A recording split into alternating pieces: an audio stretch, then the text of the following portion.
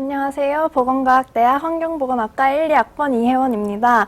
이렇게 후배님들 앞에서 제 이야기를 할 수 있게 되어 정말 영광이고, 강의라고 하기에는 많이 부족하지만 제 이야기가 많은 도움이 되기를 바랍니다.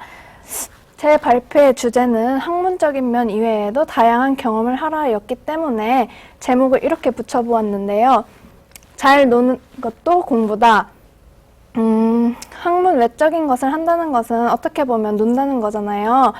저는 잘 놀면 학업 스트레스도 해결하고 이 활동들이 공부가 된다고 생각합니다. 그래서 결국에는 놀면서도 학점을 챙길 수 있는, 말이 안 되는 것 같지만 가능한 이야기를 해보려고 합니다. 목차는 이렇게 5가지입니다. 한창 여름방학을 즐기고 있을 새내기 여러분, 이제 여름방학도 한 달이 채 남지 않았는데요. 1학기 때도 놀았고 지금 방학도 놀았지만 앞으로도 계속 놀고 싶으시죠? 저도 1학년 시절이 있었기 때문에 누구보다도 그 마음을 잘 알고 실제로 저는 많이 놀기도 했습니다. 놀고 싶은데 1학기 학점을 보니 마음은 불편하고 점점 학업 스트레스가 생기기 시작하는데 고학년이 될수록 성적에 대한 부담감은 더 커지기만 합니다. 그래서 평범하지만 나름대로 학업 스트레스를 해결해온 저만의 노는 방법을 여러분에게 소개하려 합니다. 저는 처음 대학에 입학했을 때 여기 보이는 사진들처럼 여러 가지 색깔 볼펜들과 노트북으로 멋지게 공부를 할 수 있을 줄 알았습니다. 하지만 막상 대학에 와서 공부해보니 대학 공부는 고등학교 공부와 많은 차이가 있었고 어떻게 할 방법을 모르다 보니 매일매일 동기들과의 술자리로 하루하루를 보냈습니다. 그 결과 1학년 첫 학점은 2.92.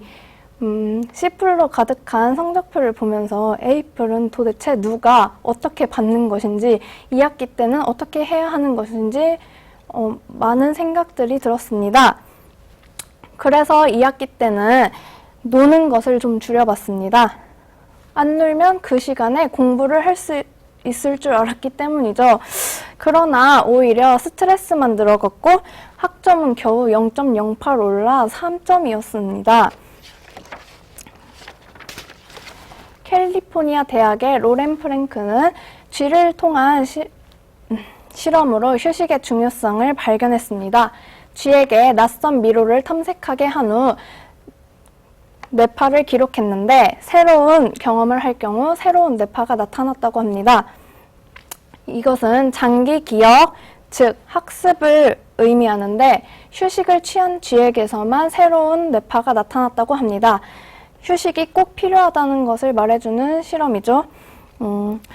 제 생각에는 저의 학점이 1학년 1학기에는 너무 놀아서 2학기에는 아마 잘 쉬지 못해서 좋지 않았던 것 같습니다.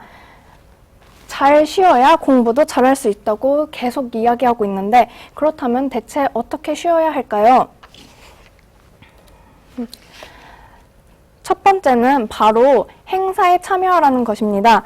왼쪽부터 차례대로 입실렌티, 고연전, 4.18 구국 대장정 사진인데 저는 올해 좀 많이 놀랐어요. 새내기 분들이 4.18에 시험 기간이 겹친다고 많이 참여를 안 하셨더라고요. 행사는 새내기들이 중심이라고 말할 수 있는데 점점 참여율이 저조해지는 것 같아 안타까웠습니다. 그리고 우리 고대가 술을 좀 많이 마셔서 술이 싫어서 행사에 참여하지 않는 친구들도 있는데 단지 술만 엄청 마시는 자리라면 제가 이렇게 행사에 참여하라고 말하지 않을 거예요. 행사에 참여하면 정말 얻는 것이 많다고 말할 수 있습니다. 우스갯소리로 하자면 학교에서 대놓고 놀으라고 주는 시간인데 하루 참여한다고 성적은 바뀌지 않으니 행사에 꼭 참여하시길 바랍니다. 저는 가장 기본이 중요하다고 생각하는데 학교 행사는 우리가 취할 수 있는 휴식 중 가장 기본이라고 생각합니다. 앞에서도 말했듯이 학교에서 놀게 해준 날이기 때문에 나만 노는 게 아니니 같이 어울려서 즐기시길 바랍니다. 학교 행사의 가장 큰 장점은 새로운 사람들을 만나게 된다는 것인데, 여기서 여러분들이 주의해야 할 것은 단순히 술만 함께 마시고 끝날 것이 아니라 지속적인 연락을 통해서 앞으로의 날들에 서로 도움이 될 수 있도록 관계를 유지해야 한다는 것입니다. 이런 부분에서 그냥 노는 것과의 차이가 생기게 됩니다. 저는 특히 학과 선배들과 친해지라고 얘기하고 싶어요. 저도 1학년 때는 윗사람과의 술자리가 싫기도 했고 선배들에게 살갑게 대하는 것이 너무 어려워서 친한 선배가 뻔 선배밖에 없었습니다. 우리 학교는 그나마 좋은 것이 뻔 선배, 뻔 후배 제도가 있다는 것인데, 다른 선배들과 친해지지 못하겠다면 뻔 선배하고만큼은 꼭 친해지라고 말씀드리고 싶습니다. 여기에 적어 놓았듯이 선배는 가장 훌륭한 정보원입니다. 1학년 때 많은 선배들과 친한 활발한 동기들이 가장 부러웠던 것은 이것저것 자료를 많이 얻는다는 것이었습니다. 뻔 선배에게라도 받을 수 있어서 다행이었지만 정보의 양에는 많은 차이가 있었습니다. 그래서 2학년 때는 조금 태도를 바꾸어 학과 행사에 열심히 참여하고 선배들에게 다가가려고 많이 노력했습니다. 그 결과 바로 위에 1, 1학번 선배님들과 학과가 처음 생겼을 때 06학번 선배님들까지 알게 되고, 이 선배들이 전공 공부에 많은 도움을 주셨습니다. 아마 학점을 계속 올릴 수 있었던 것은 선배님들과 친했기 때문이라고 생각합니다. 덧붙이자면 우리 학교는 행사에 참여하면 학교에 대한 자부심이 높아지는 것 같습니다. 이 자부심이 학습에 의외로 큰 동기를 부여합니다. 행사에 참여하는 태도를 조금만 바꾸면 스트레스도 털어버리고 학업, 심지어 인생에도 도움이 되며 대학생활에서 잊지 못할 추억을 남길 수도 있습니다. 공부는 평소에 하시고 행사에 꼭 참여하시길 바랍니다. 두 번째, 취미를 가지라고 말하고 싶습니다. 초등학교 때부터 자기소개서에 항상 등장하는 취미가 무엇이냐는 질문. 저는 항상 마땅한 취미가 없어서 피아노 치기라든지 음악 감상을 적고는 했는데요. 이제 와서 보니 조금 식상해 보이기도 합니다. 여러분들은 취미가 있으신가요? 통계청에서 20대 110명 대상으로 취미의 유무에 대해 설문을 한 결과 무려 42%가 취미가 없다고 대답했습니다. 관심이 없어서가 취미가 없는 가장 큰 이유이고, 시간이 없다가 그 뒤를 따르고 있습니다. 아무래도 취업 경쟁률에서 살아남기 위해 스펙을 쌓기에도 바쁘기 때문일 것입니다. 또한 취미를 너무 거창하게 생각하는 것 같기도 합니다. 자기소개서에 적어야 하니까 왠지 멋있어 보여야 할 것 같고, 하지만 사진을 보면 시간 가는 줄 모르게 하는 것, 편하게 즐길 수 있는 일, 스트레스를 풀 수 있는 활동, 이것들을 모두 취미라고 말할 수 있는데요. 이렇게 따지면 스트레스를 풀러 친구들과 노래방에 다니는 것 또한 취미라고 말할 수 있습니다. 우리 대학생들은 스트레스를 술로 푸는 경향을 보이는데, 너무 잦은 술은 돈도 잃고 건강도 잃고 잠시 스트레스는 풀릴지언정 잃는 것이 더 많아요. 그래서 취미생활로 건강하게 스트레스를 해결하자고 말하고 싶습니다. 저도 다양하게 취미생활을 했는데 그중 하나를 소개해보자면 사진 찍기입니다.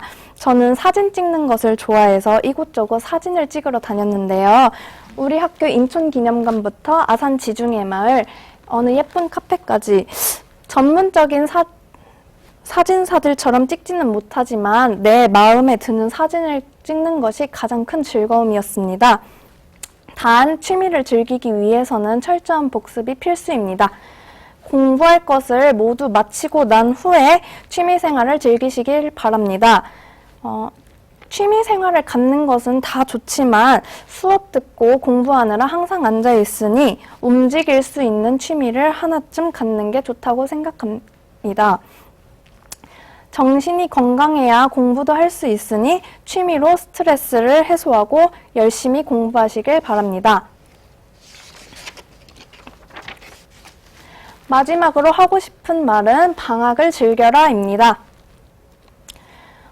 요즘 너도 나도 스펙 쌓기에 정신이 없어 쉬라고 주어지는 방학에도 토익 공부, 자격증 공부 같은 공부를 하게 되는데요.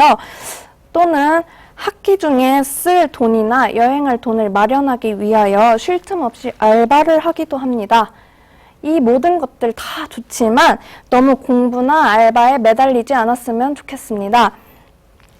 앞에서 아무리 놀 때 놀으라고 말해도 분명 학기 중에 맘 편히 못 노는 친구들이 있을 거예요.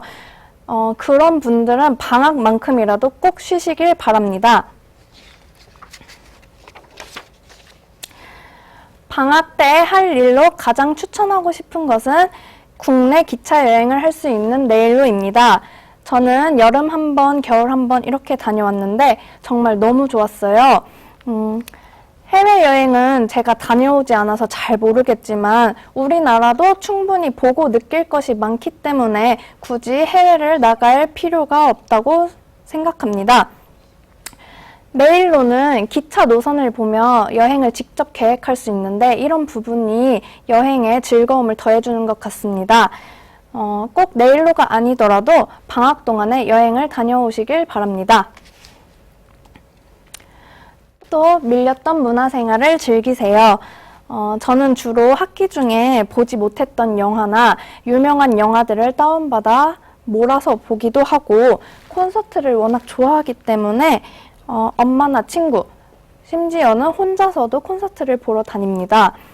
가끔 흥미로워 보이는 전시회도 관람하는데 앞에서 말했던 네일로도 그렇고 이런 문화생활들이 교양 수업의 리포트 작성, 과제 작성에 많은 도움이 됩니다.